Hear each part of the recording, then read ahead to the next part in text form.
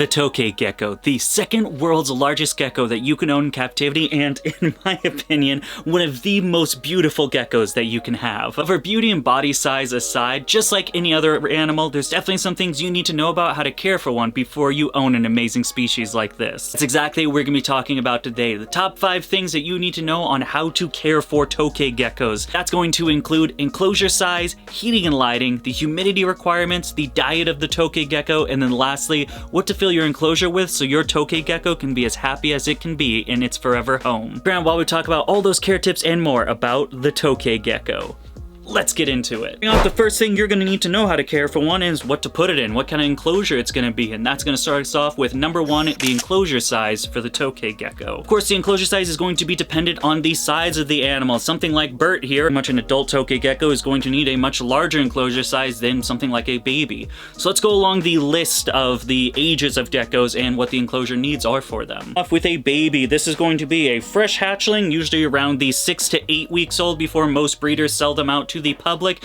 which means you got a dude that's just about this big. Now when it comes to this size as a baby, the minimum size I would go with is something like a 5-gallon tank, or the equivalent being an 8x8x12 enclosure. But something I found is when dealing with flighting animals is the fact that when they're in an enclosed spot, really most of the time they're just going to try to dart out. I've had this happen many times when I try to utilize my 8x8x12s, and it always ends in 15 minutes of me chasing something around. With that being said, if you can go bigger, I actually would opt using a 12x12x18 for the baby and the subadult as well. Pretty much a grow out enclosure until it gets around to this size where it'll need its adult size enclosure. But just like most baby animals that are flighty, they're going to want to run and hide and scurry away. But the fact is, with a 12x12x18, as long as you pack that enough with enough decorations, we'll get that in step number 5, you'll have enough room for when you open the cage, the animal can dart into one area of the corner or the other corner instead of just bouncing around and then flying out at you with the speed of light. God, that's happened so many times. What happens next? Let's say we do the 12x12x18, you know, it's a baby, it's a juvenile, it's a subadult, and now we got a Bert-sized Tokay gecko, or maybe bigger. God, these things do get big. They don't call them the second largest for nothing. We'll get into the adult enclosure size. Now, when it comes to adult Tokay geckos, I recommend nothing less than an 18x18x24. Doesn't mean you have to stick with the 18x18x24. Personally, over here, for all of our Tokay gecko pairs, we utilize 2x2s. These are going to be the dubias, the Zen habitats, everything like that. We found the Tokays have been doing great. They get some nice groups going because we have breeding pairs and babies laying eggs and hatching all the time, and overall, it's a pretty nice enclosure space. Moving on, let's get into the second topic at hand, which is going to be number 2, the heating and lighting requirements of your Tokay gecko. Don't let the fact that this gecko is a gecko fool you. This is not like the new cows. This isn't your cresteds, gargoyles, lychees, anything like that. Tokay geckos like it hot. Originating from Indonesia and then more recently establishing an invasive population in South Florida, these dudes like 2 things, hot and humidity, but we're only on number 2, so we'll talk about hot. Let's talk heating. When it comes to heating, we're going to be talking about 2 different temperatures, one being basking, that's going to be the surface temperature of your basking zone where the Tokay can get fully heated up, and then ambient temperatures being the temperature around the air, what the temp is inside the enclosure itself. When it comes to the basking temperature, we recommend a temperature of around 85 to 95 degrees. A nice gradient for the animal to bask on, heat up, and then go on its separate way when it's done basking. Ambience for the Tokay should be in the 80s on the higher end, and then the lower end, which usually for arboreal closures will be towards the bottom, should be in the lower 80s to high 70s. Then giving a night drop. Night drop is perfectly fine as long as it doesn't go anywhere below, let's say, 65 to 70. If you're getting lower than 65, I would recommend supplemental heating for your Tokay. Being anything like a radiant heat panel or ceramic heat emitter. When it comes to what bulbs or what heating element to use, it's ranged upon a bunch of different variables, your enclosure size, what temperatures are in your house, where you live in the world, who you are as a person, your morality. I used to always recommend, that is now a fossil of the past, was the Par 38 floodlights. They were absolutely great for basking. They were cheap. You can get them at the Home Depots. However, due to recent legislation banning the Par 38 floodlight from being used and converting it over from incandescent bulbs to LED, we no longer have that choice. Firstly, over here, I use CHEs for the winter time and then basking lights in the summertime, or ambience depending on how the room is, but usually the room gets very hot in the summer and then a little bit too cold, so I like having 24/7 heat on them to make sure they retain those proper temperatures that we just talked about. Of course, the dreaded question every American reptile keeper has to ask themselves because they have to spend just a little bit more money on their reptile. does it need UVB lighting, or can I just not use it? We use UVB lighting for the majority of our stuff. I think there's like 1 or 2 things that don't have UVB light. Is it a necessity? As long as you're properly supplementing the animal, no, it's not necessarily a requirement. I wouldn't say this isn't in the same league of like a bearded dragon, where if they don't have UVB, they're going to develop MVB However, while it's not necessarily a necessity, I recommend it. I think you should use UVB lighting. We use UVB on the majority of our breeders, and then some stuff over there as well. And I have nothing but good things to say. I see them basking directly in the light. The geckos grow nice and strong. They usually have good colors, but Bert was fired down. He's kind of firing up for me now.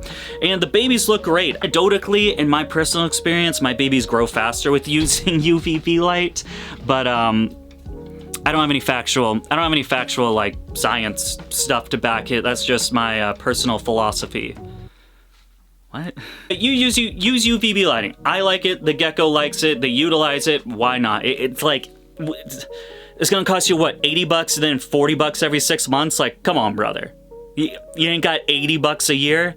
You don't have $5 to support the Patreon? Gonna be cheap and opt out of UVB. I would recommend some sort of artificial lighting to make them know that there is a day and night cycle, not just have like a dimly lit enclosure because you're using a CHE.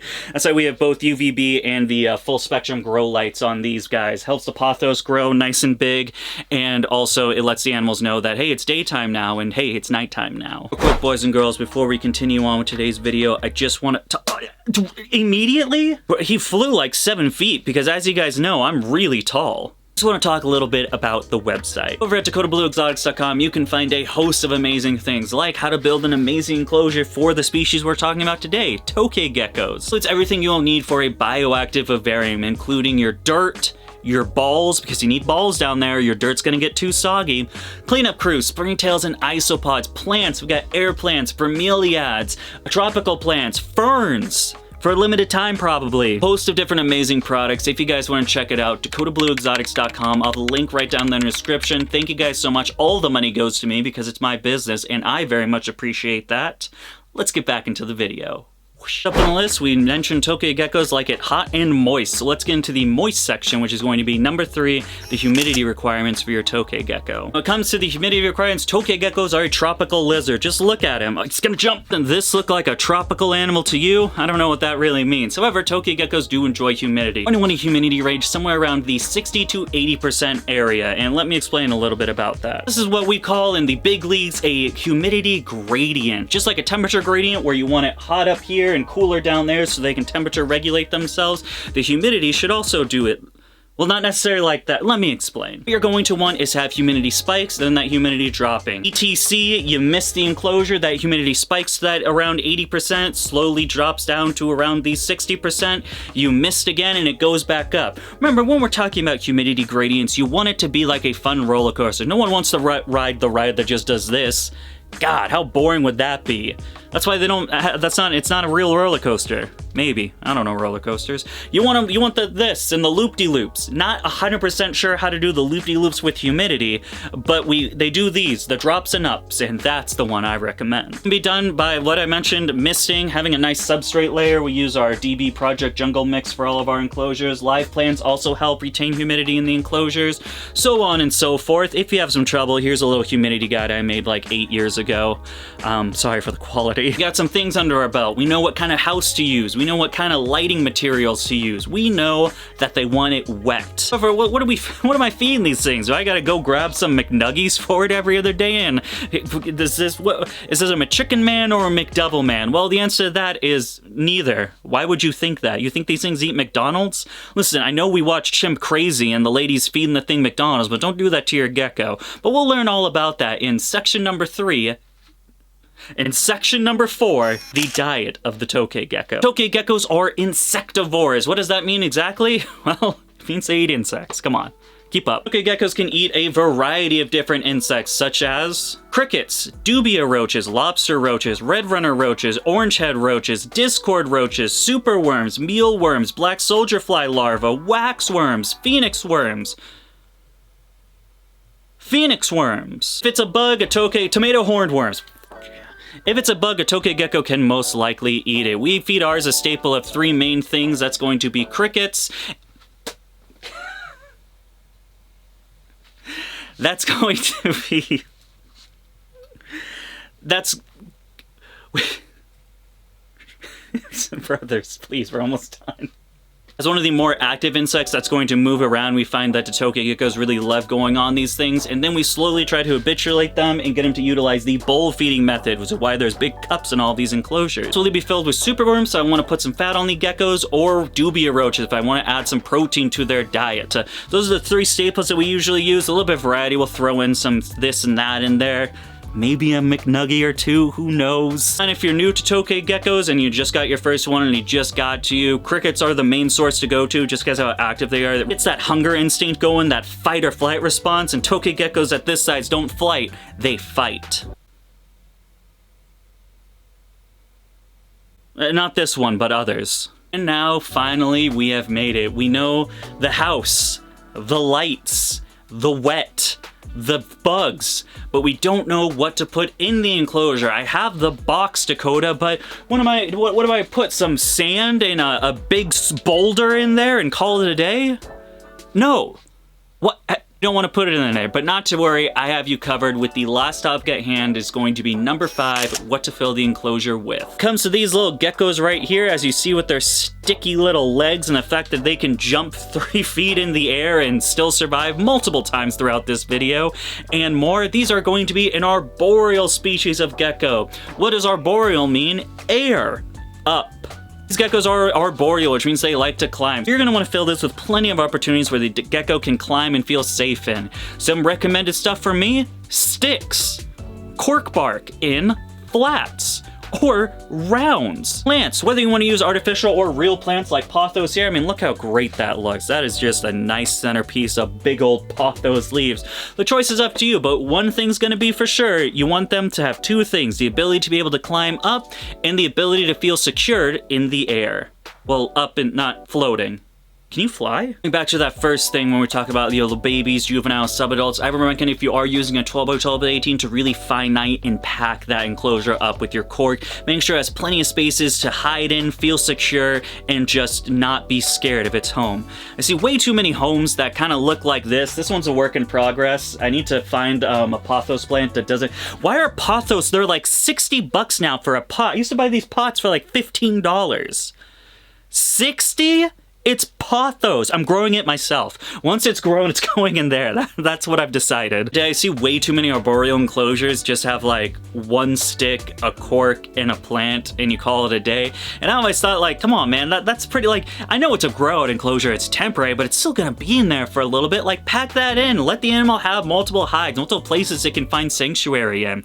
Have some cool plants all grow in there. God knows you're not just gonna stop at a Tokay gecko. This isn't your first and last pet. You're gonna get more. Don't kid yourself. This is your future. You're looking at it. 2015, I owned 1 bearded dragon. Look at me now. My entire life dependency depends on these fucking animals and plants. This is you're looking at it. This is going to be you. Homeless looking in a stained shirt, holding a gecko in front of a camera. Congrats. I end up using it for something else, I guarantee you. Build it a nice enclosure, put some live plants in there, let those plants grow, go to Dakota Blue in a nice home, and then build an even nicer one. Remember, these geckos live for around 15 to 20 years, they say. What's the actual age? I don't fucking know. However, what I do know is they're gonna be here for quite a bit, so make it a nice home. Well, I certainly learned a thing or two about Tokay geckos, and I hope you did too. If you guys want to check out some more Tokay gecko action, here is the last video I did about Tokays, or you want to check out this playlist with like 80 videos about Tokays. All of this is Tokays. I love Tokay geckos. As always, thank you guys so much for taking the time of your day to follow us over here at Dakota Blue Exotics. I will see you guys next time, but until then, goodbye.